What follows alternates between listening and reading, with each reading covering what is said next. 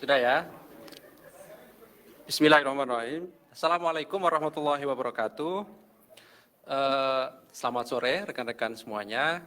Beberapa waktu yang lalu kami sudah menyampaikan ya pada masyarakat dan teman-teman bahwa kami sedang melakukan kegiatan penyidikan pengembangan dari perkara dugaan korupsi pengurusan dana insentif daerah (DID) khususnya di Kabupaten Tabanan, Bali tahun 2018. Dan kami juga sudah sampaikan dalam proses penyidikan jika kemudian cukup, maka tentu kami melakukan upaya paksa penahanan terhadap pihak-pihak yang ditemukan dalam proses penyidikan sebagai tersangka, dalam arti kami umumkan secara resmi pihak-pihak yang telah ditetapkan sebagai tersangka. Sore hari ini kami akan sampaikan perkembangan dari perkara dimaksud, hadir pimpinan Ibu Lili dan juga Deputi Penindakan Pak Karyoto. Nanti akan dibacakan poin-poin dari perkembangan perkara dimaksud dan setelahnya kami beri kesempatan ya teman-teman untuk bertanya, 3 orang penanya. Jadi 1 orang penanya, silakan pertanyaannya dihabiskan, baru kemudian yang kedua dan ketiga 3 orang penanya, jadi 1 sesi saja nantinya ya. Baik, kami silakan Ibu Lili untuk menyampaikan poin-poin perkembangan dari perkara dimaksud. Silakan Ibu. Assalamualaikum warahmatullahi wabarakatuh. Selamat sore rekan-rekan sekalian, salam sejahtera. Sebagaimana disampaikan oleh Mas Ali, sore hari ini kami akan mengumumkan penahanan tersangka dugaan tindak pidana korupsi yang terkait dengan pengurusan dana insentif daerah atau DID untuk Kabupaten Tabanan pada tahun 2018. Bahwa dengan telah dilakukannya pengumpulan informasi dan data dari berbagai pihak dan juga adanya fakta persidangan dalam perkara Yaya Purnomo. Ini adalah mantan Kepala Seksi Pengembangan Pendanaan Kawasan Perumahan dan Pemukiman, Direktorat Evaluasi Pengelolaan dan Informasi Keuangan Daerah, Direktorat Jenderal Perimbangan Keuangan, dengan putusan yang berkekuatan hukum tetap, lalu kemudian dilanjutkan dengan proses penyelidikan. KPK menemukan bukti permulaan yang cukup, dan kemudian meningkatkan ini pada tahap penyidikan pada Oktober 2021 yang lalu. Perkara ini juga adalah perkara dalam pengembangan, di mana sebelumnya KPK juga telah menetapkan beberapa pihak sebagai tersangka, yaitu diantaranya Yaya Purnomo adalah mantan Kepala Seksi Pengembangan Pendanaan Kawasan Perumahan dan Pemukiman di Direktorat Evaluasi Pengelolaan dan Informasi Keuangan Daerah, Direktorat Jenderal Perimbangan Keuangan, dan kawan-kawan. Lalu selanjutnya juga KPK mengumumkan tersangka NPEW, itu adalah Bupati Tabanan periode 2010 sampai dengan 2015 dan juga periode 2016 sampai dengan 2021. Lalu IDNW adalah seorang dosen, RS adalah Kepala Seksi Dana Alokasi Khusus Fisik 2 Direktorat Jenderal Perimbangan Keuangan pada Kementerian Keuangan tahun 2017. Konstruksi perkaranya bahwa TSK NPEW selaku Bupati Tabanan pada periode 2010 sampai dengan 2015 dan kemudian periode 2016 sampai dengan 2021 dalam melaksanakan tugasnya mengangkat TSK IDNW sebagai staf khusus bidang ekonomi dan pembangunan. Pada sekitar Agustus tahun 2017 ada inisiatif dari TSK NPEW untuk mengajukan permohonan dana insentif daerah atau DID dari pemerintah pusat senilai 65 miliar rupiah. Dan untuk merealisasikan keinginannya tersebut, kemudian TSK NPEW memerintahkan TSK IDNW menyiapkan seluruh kelengkapan administrasi permohonan pengajuan dana DID yang dimaksud, lalu kemudian menemui dan berkomunikasi dengan beberapa pihak yang dapat memuluskan usulan dimaksud. Dan pihak yang ditemui oleh TSK IDNW adalah Yaya Purnomo dan juga TSK RS yang diduga memiliki kewenangan dan juga dapat mengawal usulan dana DID untuk Kabupaten Tabanan tahun 2018. Yaya Purnomo dan TSK RS kemudian diduga mengajukan syarat khusus untuk mengawal usulan dana DID pada TSK IDNW dengan meminta sejumlah uang sebagai fee dan sebutan dengan dana adat istiadat.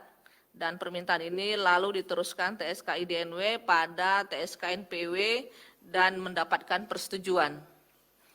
Nilai fee yang ditentukan oleh Yaya Purnomo dan TSKRS ini diduga adalah sebesar 2,5% dari alokasi dana DID yang nantinya akan didapat oleh Kabupaten Tabanan pada tahun anggaran 2018. Selanjutnya pada sekitar Agustus sampai dengan Desember 2017 diduga dilakukan penyerahan uang secara bertahap oleh TSK IDNW pada Yaya Purnomo dan juga TSKRS di salah satu hotel di Jakarta. Pemberian uang oleh TSK NPW melalui TSK IDNW ini diduga sejumlah sekitar 600 juta rupiah dan 55.300 US dollar. Dan saat ini juga tim penyidik masih akan terus melakukan pendalaman dugaan adanya aliran uang pada pihak-pihak lain yang diduga juga punya andil dalam pengurusan dana DID untuk Kabupaten Tabanan tahun anggaran 2018. Dan atas perbuatannya, para tersangka disangkakan melanggar pasal sebagai berikut. Untuk NPW dan IDNW, sebagai pihak pemberi disangkakan melanggar pasal 5 ayat 1 huruf A atau huruf B, atau pasal 13 Undang-Undang Nomor 31 Tahun 1999, sebagaimana telah diubah dengan Undang-Undang Nomor 20 Tahun 2001 tentang pemberantasan tindak pidana korupsi, Jungto pasal 55 ayat 1 ke 1 KUH Pidana, Jungto pasal 64 ayat 1 KUH Pidana. Lalu RS sebagai pihak penerima disangkakan melanggar pasal 12 huruf A atau pasal 11 Undang-Undang Nomor 31 Tahun 1999 sebagaimana telah diubah dengan Undang-Undang Nomor 20 Tahun 2001 tentang pemberantasan tindak pidana korupsi, Jungto pasal 55 ayat 1 ke 1 KUH Pidana, Jungto pasal 64 ayat 1 KUH Pidana. Dan untuk kepentingan proses penyidikan, tim penyidik melakukan upaya paksa penahanan pada para tersangka masing-masing selama 20 hari, terhitung mulai tanggal 24 Maret 2022 sampai dengan 12 April 2022. Bahwa untuk NPEW ini ditahan di Rutan Polda Metro Jaya, dan untuk IDNW ditahan di Rutan KPK pada Gedung Merah Putih. Tentu KPK sangat menyayangkan terjadinya dugaan tindak pidana korupsi pada dana insentif daerah, di mana ini seharusnya digunakan untuk meningkatkan akselerasi pembangunan untuk kesejahteraan masyarakat Tabanan. Dan sekali lagi KPK mengingatkan pada seluruh penyelenggara negara dan juga kepada pihak-pihak yang diberikan amanah agar melaksanakan pembangunan dengan menggunakan uang negara dengan menerapkan tata kelola pemerintahan yang transparan, akuntabel, dan tentu juga bebas dari korupsi. Terima kasih. Baik, terima kasih Bu Lili yang telah menyampaikan poin perkembangan perkara dimaksud. Pada prinsipnya KPK telah menetapkan, telah mengumumkan pihak-pihak yang ditetapkan sebagai tersangka. Ada 3 orang, NPEW, IDNW, dan RS, yang kemudian 2 orang dilakukan penahanan rutan untuk 20 hari ke depan dimulai hari ini. Baik, silakan 3 orang penanya, 1, 2, 3. Oke, 3 ya. Silakan Mas Mario, pertanyaannya langsung dihabiskan, begitu ya. Nanti biar beralih ke berikutnya. Sampai kasus lain nggak apa-apa? Iya, sampai terakhir. Oke. Ya, terima kasih. Saya Mario dari Metro TV. Pertanyaan pertama saya, apa alasan atau konfirmasi tersangka Reva Surya tidak hadir pada hari ini? 1. Nah, kedua, saya sempat mewawancarai mantan suami Ibu Eka ini, Bambang. Dia bercerita soal bagaimana pengajuan-pengajuan yang dilakukan oleh mantan bupati ini. Nah, apakah KPK juga sudah menemukan ada tindak pidana lain yang dilakukan oleh Bu Eka ini? Ketiga, sebelumnya KPK juga telah memeriksa sepupu kandung dari Ibu Eka, Idewa Ayu, ya mirip-mirip lah namanya itu, Idewa Ayu, yang kebetulan berposisi sebagai salah satu petinggi di BPD Bank Bali. Apakah KPK sudah menemukan ada interseksi bahwa main-main uang anggaran ini melibatkan BP Bali ini? Atau bahkan posisi Dewa Ayu ini justru di-endorse oleh sang bupati sehingga mendapatkan posisi seperti itu. Nah, keempat, saya mendapatkan informasi adanya kelompok di luar Yaya Purnomo dan Reva Surya yang tugas dan mainannya sama, mendagangkan DID, mendagangkan DAK, begitu-begitu. Apakah KPK sudah mendeteksi adanya kelompok lain yang mirip dengan Reva Surya dan Yaya Purnomo? Karena saya rasa se-Indonesia ini bukan hanya Yaya Purnomo dan Reva Surya dalam pengurusan. Saya sempat mewawancarai atasan langsung dari Yaya Purnomo dan Reva Surya, namanya Durdi Darmawan. Mengatakan memang ada kelompok lain yang juga melakukan peran yang sama. Ini kan baru kedetek cuma beberapa daerah, ada Bali yang barusan, nanti ada Kapuas, sebelumnya ada Danapen, Kepulauan Muna, apalah Munafik atau banyak. Apakah KPK intinya sudah menemukan adanya indikasi kelompok lain di luar Reva Surya dan Yaya Purnomo? Terakhir untuk kasus lain, saya mau update bagaimana perkembangan kasus Bekasi. Ini sudah agak calling down cukup lama, bahwa ada perkembangan-perkembangan menarik dalam fakta proses penyidikan, adanya pengakuan orang mengembalikan uang, ada segala macam. Apakah memang KPK sudah firm berhenti hanya pada tersangka yang sudah ditetapkan saja? Atau memang ini kan udah ada belasan lurah ngakuin, dipotong tunjangan segala macam, terus ada yang nerima uang ke Bekasi, terus ada pengelola perumahan yang memberikan miliaran untuk membebaskan lahan untuk sebagai akses perumahan dan segala macam persoalan izin. Nah, ketiga, sedikit lagi soal itu Bu Lili, soal Formula E. Ini kayaknya kasus Formula E ini nggak bisa ikut lebaran nih, kayaknya nih terlalu panjang mungkin prosesnya, atau sudah sejauh mana penyelidikan, minimal persentasenya sudah 50, 30 atau sekian persen, agar publik juga bisa memandang ini kasus jalan atau memang pura jalan-jalan atau jalan di tempat. Minimal ada suara-suara yang bisa menggambarkan kasus ini memang firm atau real diproses. Ya itu dulu dah, makasih. Kalau ini bisa sampai pagi saya, sudah itu dulu. Silakan di belakangnya, Mas Chandra ya. Iya, pertanyaan terkait kasus ini nggak terlalu jauh sama sih. Yang pertama, ini RS kan sering banget disebut dalam kasus DAK 2018 dalam persidangan yang menyeret nama Yaya Purnomo. Oke. Nah, apakah KPK akan menyeret dia juga dalam kasus DAK itu? Atau Yang siapa, Mas? Yang Yaya Purnomo sedang dalam persidangan. Oke. Nah, RS ini apakah yang DAK 2018 itu bakal diusut juga atau selesaiin yang ini dulu baru diusut yang ini? Yang kedua, kasus lain aja langsung. Novel Baswedan dalam akun YouTube-nya menyebut tahu keberadaan Harun Masiku. Dia juga menawarkan KPK untuk berkolaborasi menangkap Harun Masiku. Nah, boleh minta tanggapan KPK soal ini? Terus terakhir, masyarakat anti korupsi, Boyamin Saiman bilang kalau KPK cuma minta hibah kasus dari Kejaksaan Agung agar dibilang berprestasi. Nah, boleh minta tanggapan soal itu? Itu aja. Baik, terakhir Mas silakan. Mas Kamil. Niko. Oh, Niko. Mas Niko dari Kompas.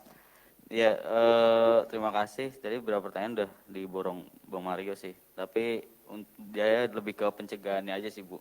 Nah, itu DID ini kan beberapa tadi juga disebutin banyak daerah juga, lalu juga terakhir juga yang ngundang Gus Romi juga itu DID Tasikmalaya. Nah, itu bagaimana komunikasi dengan Kemenkyu terkait hal ini untuk pencegahan ke depannya? Iya. Lalu juga ya itu juga terkait yang DID Tasikmalaya. Nah, itu gimana, itu akan menelusuri sampai sejauh mana? Karena kemarin sudah memanggil Gus Romi, itu apa jadi peluang untuk nahan atau apa gitu? Makasih.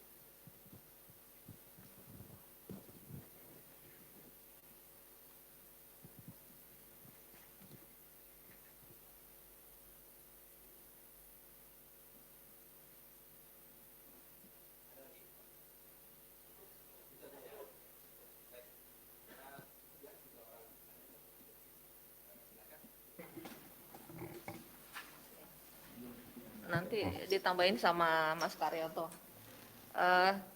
Mas Mario, terima kasih banyak informasinya yang disampaikan kepada KPK terkait apa yang tadi Mas Mario sampaikan. Tentu KPK masih dalam proses untuk terus bekerja, Mas, teman-teman penyidik.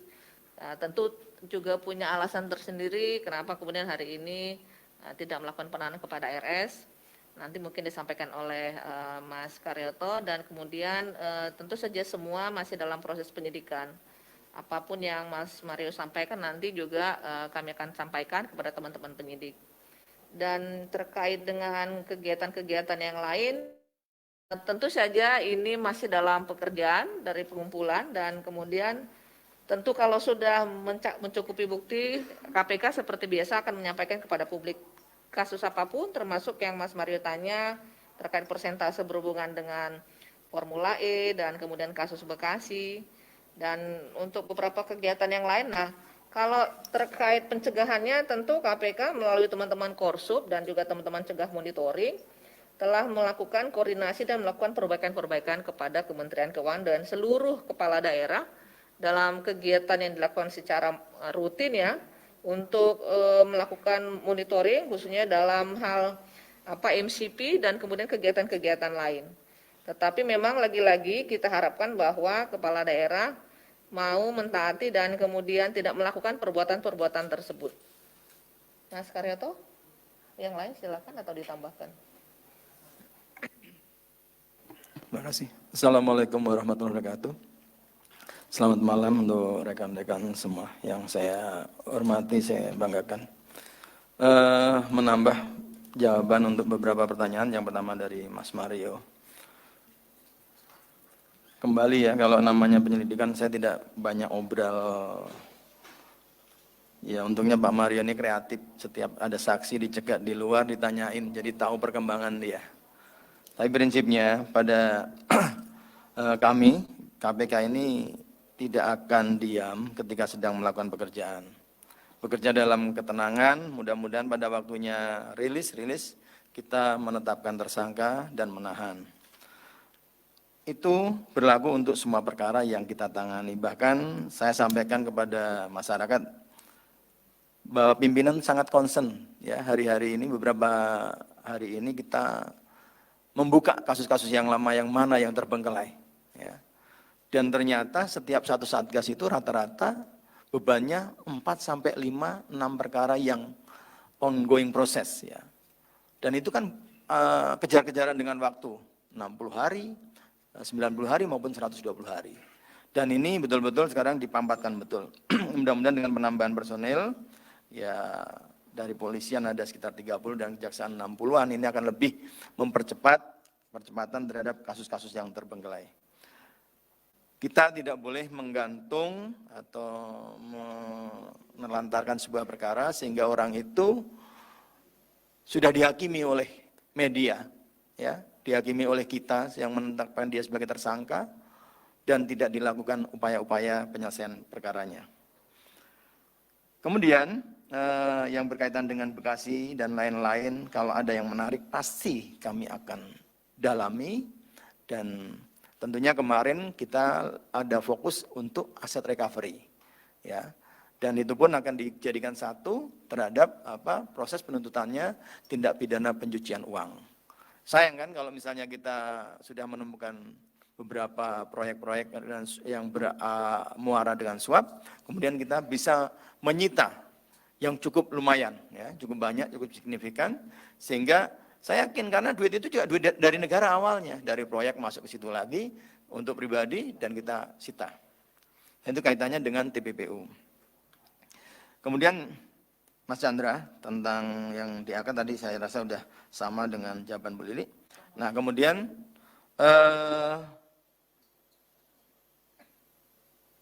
teman saya Novel mengatakan pernah menawarkan ya untuk berkolaborasi. Saya selaku penanggung jawab penindakan dan eksekusi, saya tidak pernah dengar kata-kata itu ke saya. Padahal dia punya nomor telepon saya. Kalau memang itu mau menawarkan, silakan. Kami membuka pintu kalau memang mau berkolaborasi.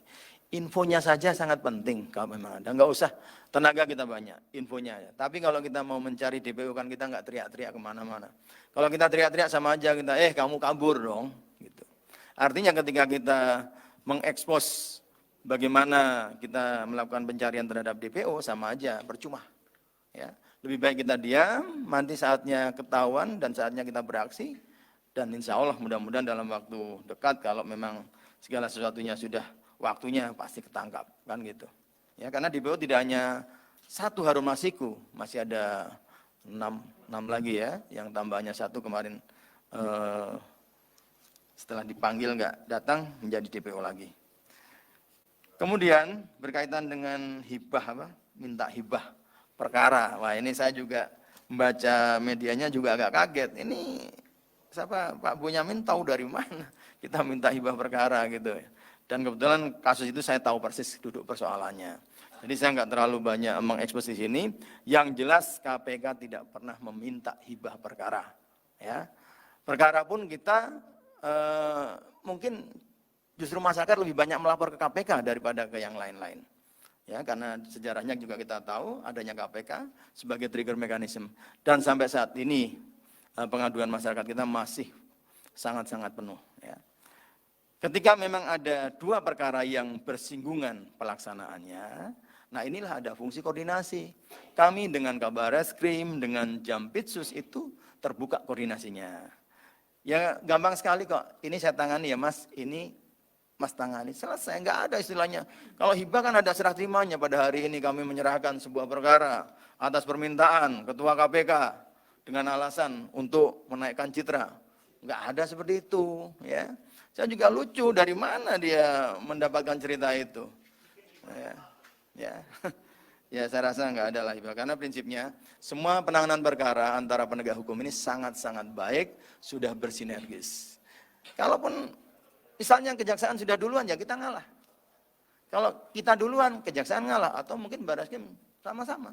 Semuanya diselesaikan dengan koordinasi. Ya. Dari kami pun, dari Kedeputian Penindakan dan Eksekusi ini bisa juga melaksanakan koordinasi, bukan hanya pada Korsup. Ya.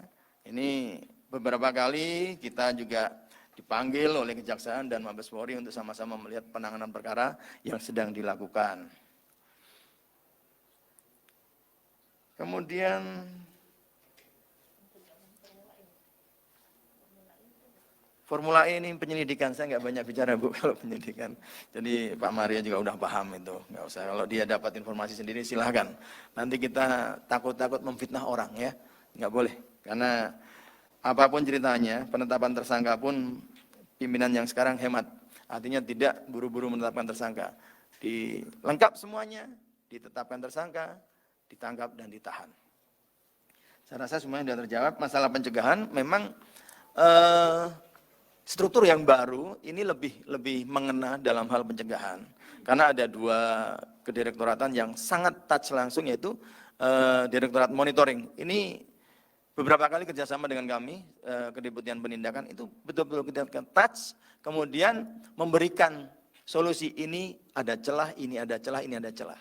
Sehingga entah itu kementerian atau pemerintah daerah itu melakukan aksi yang betul-betul nyata dan cepat. Dan ini nanti bisa dilihat ya, artinya bagaimana upaya-upaya pencegahan ini betul-betul berdampak yang cukup signifikan. Saya rasa itu, nggak ada yang lain lagi. Udah cukup? Udah cukup.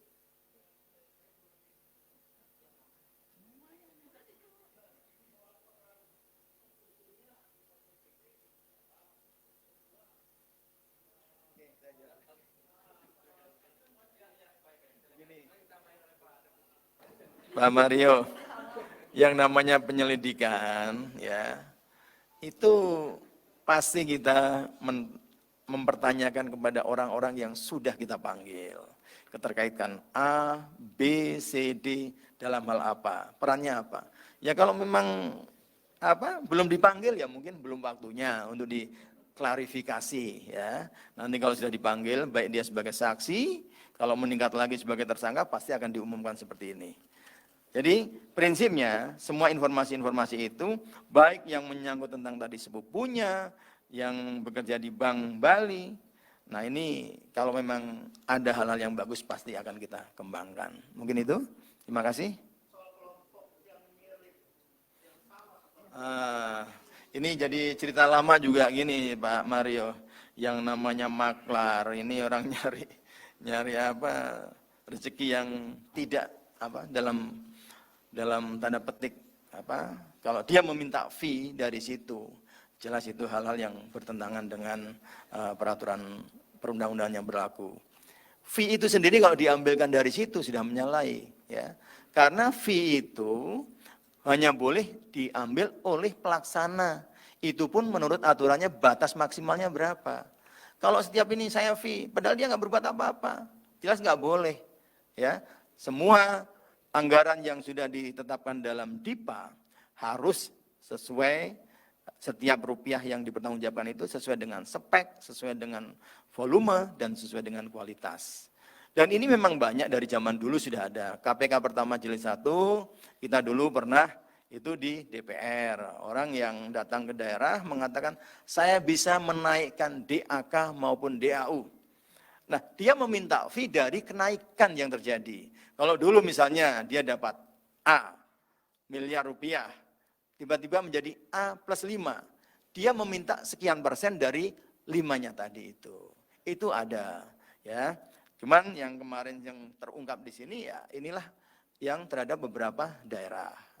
Tidak melalui DPR, tetapi melalui Kementerian Keuangan. Ya barangkali nanti kalau informasi masyarakat lebih banyak lagi dan daya jangkau kita, tenaga kita ada, ya kita akan cari. Kalau memang ada di instansi-instansi mana atau kementerian-kementerian mana yang rawan-rawan kebocoran terhadap keuangan negara. Mungkin itu, terima kasih Pak Mario. Cukup ya rekan-rekan semuanya, terima kasih kehadiran dari pimpinan Bu Lili, kemudian Pak Deputi Pak Karyoto, dan tentu rekan-rekan semuanya yang hadir secara offline maupun online pada sore hari ini. Kami akhiri, Assalamualaikum warahmatullahi wabarakatuh.